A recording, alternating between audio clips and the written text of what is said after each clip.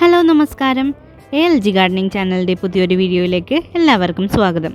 ഇന്നത്തെ വീഡിയോയിൽ നമുക്ക് ഫെബ്രുവരി മാസത്തിൽ എന്തൊക്കെ കാര്യങ്ങളാണ് തോട്ടത്തിൽ ചെയ്യേണ്ടത്, എന്തൊക്കെ വിത്തുകളാണ് പാകി മുളപ്പിക്കേണ്ടത് എന്ന് നോക്കാം.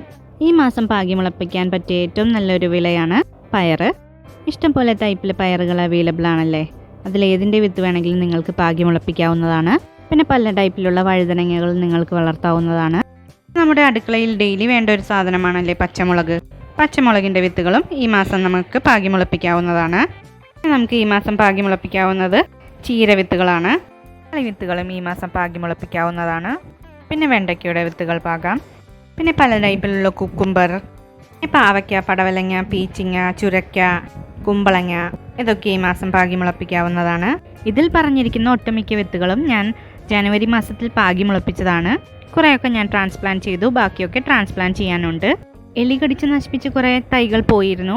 അപ്പോൾ ആ ചെടികളെ റീപ്ലേസ് ചെയ്യാനുള്ള സീഡ്സ് മാത്രമേ ഞാൻ ഈ പ്രാവശ്യം പാകുന്നുള്ളൂ. ഇനി ഈ മാസം ഞാൻ എന്തൊക്കെ വിത്തുകളാണ് പാകിയതെന്ന് നോക്കാം. കുറച്ച് മസ്ക് മെലൻ്റെ തൈകളൊക്കെ എലി കടിച്ച് നശിപ്പിച്ചിരുന്നു. അപ്പോൾ അതുകൊണ്ട് മസ്ക് മെലൻ്റെ വിത്തുകൾ പാകുവാണ്. പിന്നെ ഹണി ഡ്യൂ മെലൺ, പൊട്ടുവെള്ളരി, 4 ടൈപ്പ് കുക്കുംബറിൻ്റെ വിത്തുകൾ, പിന്നെ ഒരു 2 ടൈപ്പ് തക്കാളിയുടെ വിത്തുകളും പാകിയിട്ടോ. Blue green ടൊമാറ്റോയും ആർട്സി ടൊമാറ്റോയും. പിന്നെ അറ്റോമിക് ഗ്രേപ്സ് ടൊമാറ്റോയുടെ തൈകൾ വളർന്നുകൊണ്ടിരിക്കുവാണ്, മാറ്റി നടാൻ പ്രായമായിട്ടില്ല കേട്ടോ. പിന്നെ പാകിയത് ചുരക്കയുടെ വിത്തുകളാണ്. ഇതുപോലത്തെ റൗണ്ട് ചുരക്കയുടെ വിത്തുകളാണ് കേട്ടോ പാകിയത്. നീളം ചുരക്ക മാത്രമേ ഞാൻ വളർത്തിയിട്ടുള്ളൂ. ഈ ഒരു ഷേപ്പിലെ ചുരക്ക ഞാൻ ആദ്യമായിട്ടാണ് കേട്ടോ വളർത്തുന്നത്. പിന്നെ എലികൾ നാഗപടവലത്തിൻ്റെയും പാവയ്ക്കയുടെയും തൈകൾ കുറച്ച് നശിപ്പിച്ചിരുന്നു. അപ്പോൾ അതിനെ റീപ്ലേസ് ചെയ്യാനായിട്ട് അത് നടുന്നുണ്ട്. വിത്തുകളെല്ലാം നട്ടതിന് ശേഷം നന്നായി വെള്ളം ഒഴിച്ചു കൊടുക്കണം. നല്ലൊരു മോയ്സ്ചർ ലെവൽ എപ്പോഴും മെയിൻറ്റെയിൻ ചെയ്താലേ നല്ല കരുത്തുള്ള സീഡ്ലിങ്സ് മുളച്ച് വരികയുള്ളൂ. പിന്നെ ഫെബ്രുവരി മാസത്തിൽ തന്നെ ചെയ്ത് തീർക്കേണ്ട ഇമ്പോർട്ടൻ്റ് ആയിട്ടുള്ള കുറച്ച് കാര്യങ്ങൾ പറയാം. നിങ്ങളുടെ കയ്യിൽ ഇതുപോലെ റൂട്ട് ബൗണ്ട് ആയിട്ടുള്ള ഏതെങ്കിലും പ്ലാന്റ്സ്, ഫ്രൂട്ട് പ്ലാന്റ്സോ അല്ലെങ്കിൽ ഫ്ലവറിങ് പ്ലാന്റ്സോ ഏതെങ്കിലും ഉണ്ടെങ്കിൽ അത് എത്രയും പെട്ടെന്ന് തന്നെ റീപോർട്ട് ചെയ്യുക. 12x12 സൈസ് വരുന്നൊരു ഗ്രോ ബാഗിൽ നിന്ന് ഞാൻ 16 ഇഞ്ചസിൻ്റെ ഒരു കണ്ടെയ്നറിലേക്കാണ് കേട്ടോ ഇത് മാറ്റി നടുന്നത്. ഇതൊരു ലോങ്കൻ്റെ പ്ലാന്റ് ആണ്. 7 മാസമായിട്ടുള്ളൂ കേട്ടോ ഇത് വാങ്ങിച്ചിട്ട്. അപ്പോഴേക്കും ഇത്രയും ഗ്രോത്ത് വന്നിട്ടുണ്ട്. ഗ്രോ ബാഗ് കീറിപ്പോവാതെ വളരെ സൂക്ഷിച്ചാണ് കേട്ടോ ഇത് എടുത്തത്. ഇതിങ്ങനെ തന്നെയാണ് കേട്ടോ വലിയ കണ്ടെയ്നറിലേക്ക് ഇറക്കി വെച്ചത്. എന്നിട്ട് അതിൻ്റെ സൈഡിലും മുകളിലും മണ്ണിട്ട് കൊടുത്തിട്ടുണ്ട്. അതിൻ്റെ വീഡിയോ എടുക്കാൻ ഞാൻ മറന്നുപോയി കേട്ടോ.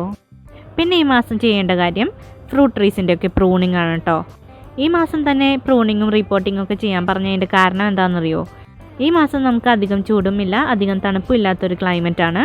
അതുകൊണ്ട് നമ്മുടെ ചെടികൾക്കൊക്കെ പെട്ടെന്ന് റിക്കവർ ചെയ്യാൻ പറ്റുന്നൊരു പെർഫെക്റ്റ് ക്ലൈമറ്റാണ്. ചൂട് കൂടുതലുള്ള സമയത്താണ് നമ്മൾ പ്രൂണിങ് ചെയ്യുന്നതെങ്കിൽ പെട്ടെന്ന് ഒരുപാട് ഇലകളും ബ്രാഞ്ചസ് ഒക്കെ പോയി കഴിയുമ്പോൾ ചെടികൾ ഉണങ്ങി പോകാനുള്ള സാധ്യത കൂടുതലാണ്. അതുകൊണ്ട് മാക്സിമം ഈ മാസം തന്നെ പ്രൂണിങ് ഒക്കെ ചെയ്ത് തീർക്കണം കേട്ടോ. ഇത് ഞാൻ പ്രൂൺ ചെയ്ത് കൊടുത്തിരിക്കുന്ന ചെറുനാരകത്തിൻ്റെ ചെടിയാണ്. പൂക്കളും മൊട്ടുകളും കായകളും ഉള്ള കമ്പുകൾ ഒഴിച്ച് ബാക്കിയെല്ലാം ഞാൻ നന്നായിട്ട് ഹാർഡ് പ്രൂൺ ചെയ്ത് കൊടുത്തിട്ടുണ്ട്.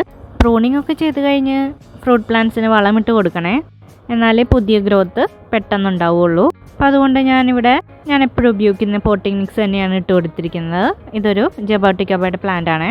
ഇതുപോലെ പോട്ടിംഗ് മിക്സ് തന്നെ ആഡ് ചെയ്ത് കൊടുക്കണമെന്നൊന്നും ഇല്ല കേട്ടോ.